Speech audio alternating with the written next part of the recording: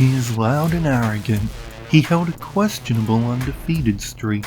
He comes from a place that's better than yours. He is the Prince of Port Douglas, and he is the Pro Wrestling Power Champion.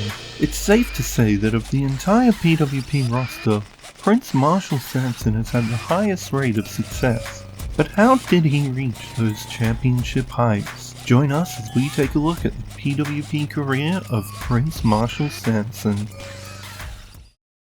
Marshall Sampson debuted on September 26, 2020 at the Razor's Edge Red vs. Blue event, picking up a win against Stuart the Minion. However, after the match, when drawing a ball to determine which team he would be on, Marshall drew the black ball, disqualifying himself from the match. The Prince immediately suspected Rocco Rombley of foul play, and during the Red vs. Blue match would distract Rocco, leading him to be eliminated by Dan the End. Marshall and Rocco would face off at the next event, Fallout. While it seemed like the experienced Rocco Rombley had the advantage, the referee would be knocked out, unable to count the pin for him. As Rocco reawakened the ref, Marshall would hit a low blow and a roll-up to win the match, now standing at 2-0. The next month at SantaSlam, Marshall would face off against the former two-time PWP champion Shinji. Once again, it seemed as though the more experienced competitor had the advantage, but ever the opportunist, the Prince would beat Shinji down outside the ring, quickly jumping back in at the referee's count of 9, securing a count-out victory. But the Prince wouldn't be done for the night. Having won the PWP championship from Shinji at Fallout, E10 decided that his first defense would be against his mentor, Rocco Rombley. After nearly 20 minutes of action, Rocco would begin the 10 corner punches to E10, but before he could finish, he would be low-blowed by the Prince, resulting in a disqualification, ensuring Rocco wouldn't become champion. The mentor and student would get payback on the Prince, setting up a rematch between Rocco and Marshall at New Year's Knockout.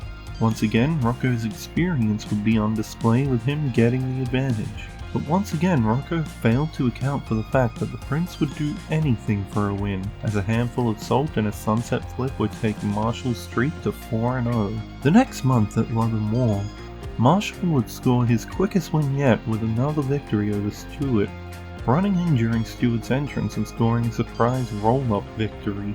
The following month at March Madness, Marshall would face off against the debuting Mr. Ross. While the man in pink put up a good fight, he would ultimately tap out to a Marshall Sampson armbar, taking the Prince's streak to 6-0.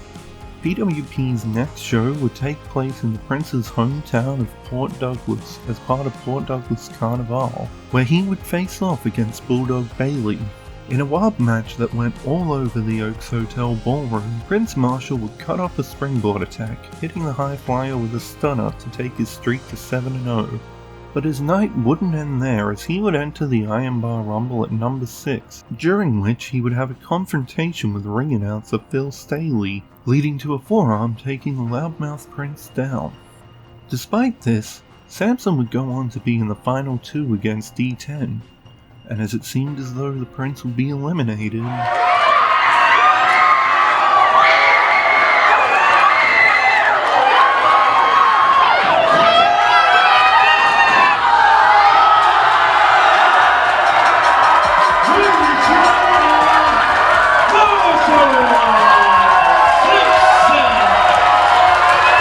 in front of his home crowd, the Prince of Port Douglas would be awarded $10,000 and a guaranteed future PWP championship match. The following month at Chaos in the Cage, Marshall would claim that since he won the 11-man Rumble, he technically had 10 more victories, and that his streak now stood at 17-0. He would then announce that he had spent his $10,000 winnings to be rid of Phil Staley for the night, and would introduce a new ring announcer, Double O Dave. Later that night, Marshall Sampson would have what seemed to be his hardest challenge in singles competition yet, as he faced off against the monstrous Midnight. While the Beast manhandled the Prince, a moment of brilliance would strike Sampson as he reversed a spinebuster into a guillotine, choking the monster out for the win. In the night's main event, the PWP Championship was vacated when E10 was unable to make his scheduled cage match against Chaos. As a result, E10's best friend Bulldog Bailey would insert himself into the match. Before he could make it to the ring though, Dino Mack, the former Rocco Rumble, would reveal that he had found the contract for the match, which E10 hadn't signed due to being cheap-shotted by Chaos. Rocco would then sign himself into the match, making it a three-way match before Marshall would cash in his Rumble winning contract to enter himself into the match. During the match, Marshall would get help from Double O Dave, who would slam the door in Chaos's face as he tried to escape, and slide Marshall 2 sets of handcuffs. While he was successful in cuffing Dean to the ropes, he would be cut off by a spear from Chaos, who handcuffed Marshall to the ropes and delivered a devastating powerbomb to Bayley before leaving the cage as champion. While it wasn't known to the audience, it was known backstage that this would be Dean's last PWP event, so following the match, when Marshall came face to face with his old rival,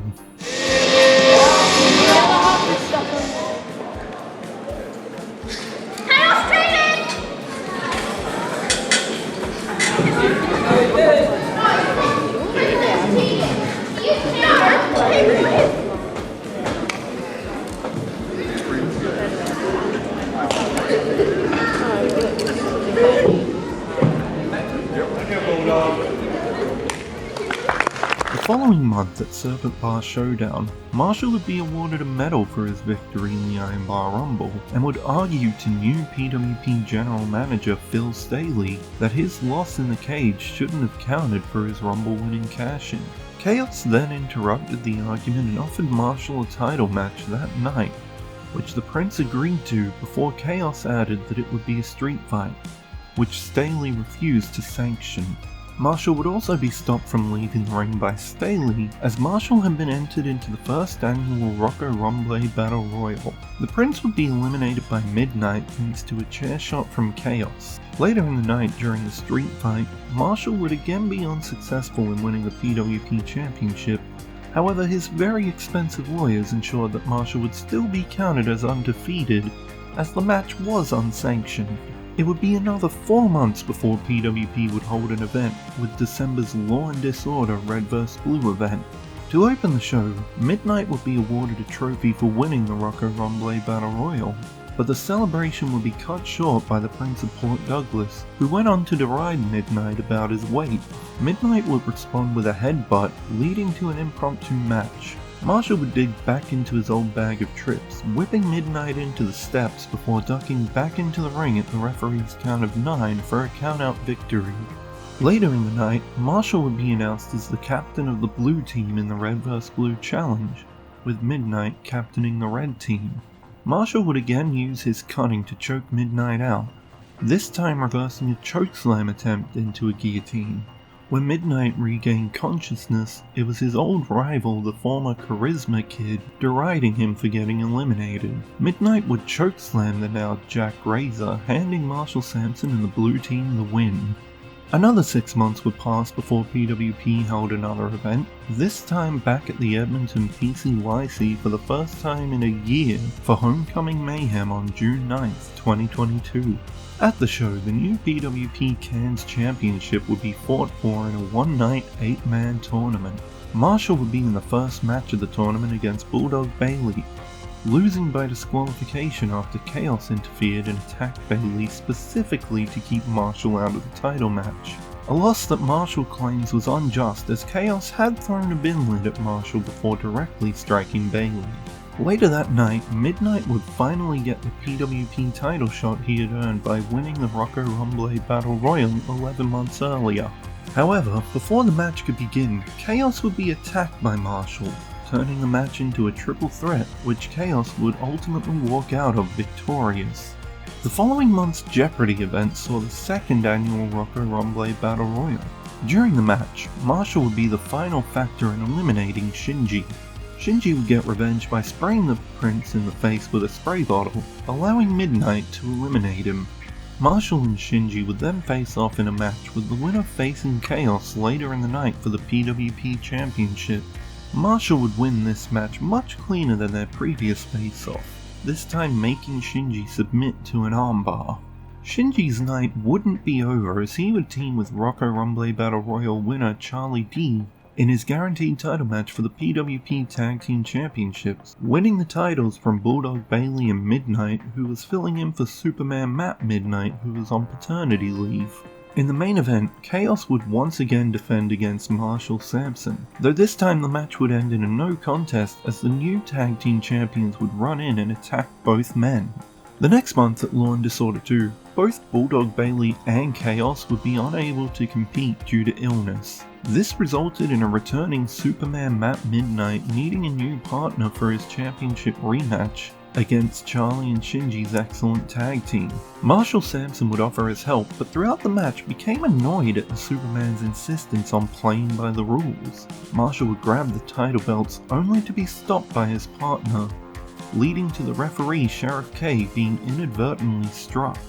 A frustrated Marshall Sampson would abandon his partner, allowing a low blow and a tag team finisher for the champions to retain their titles. Later in the night, Marshall would call out one of the few men on the roster he had never beaten, the referee, Sheriff K.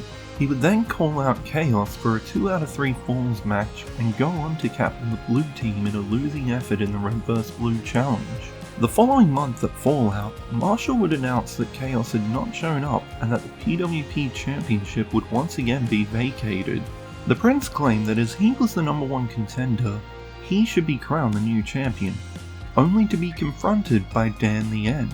While the two argued, Sheriff K, no longer a referee, would challenge Marshall to a rematch. The decision was made that Dan the End and Sheriff K would face off to determine who would face Marshall in the main event 2 out of 3 falls match. During that match, Marshall would sit at ringside taking notes. When Dan won the match, Marshall would enter the ring, attempting to cheap shot Dan, who avoided the pump kick, taking Marshall out with a spear. Marshall would then attack Sheriff K. During the main event, Dan would score the first fall, hitting a TKO for the very close pinfall. During the second fall, Sheriff K would come out, leaving his nightstick Lady Justice in the ring. Dan would strike Marshall with Lady Justice, handing him the second fall by disqualification. As the third fall wore on, Dan seemed to have the upper hand, but then...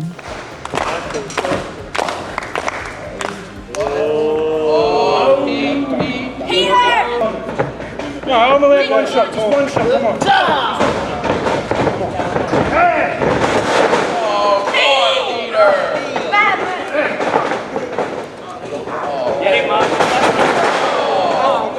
In a moment that shocked the PWP audience, Sheriff K allied himself with Marshall Sampson, helping him win the PWP Championship.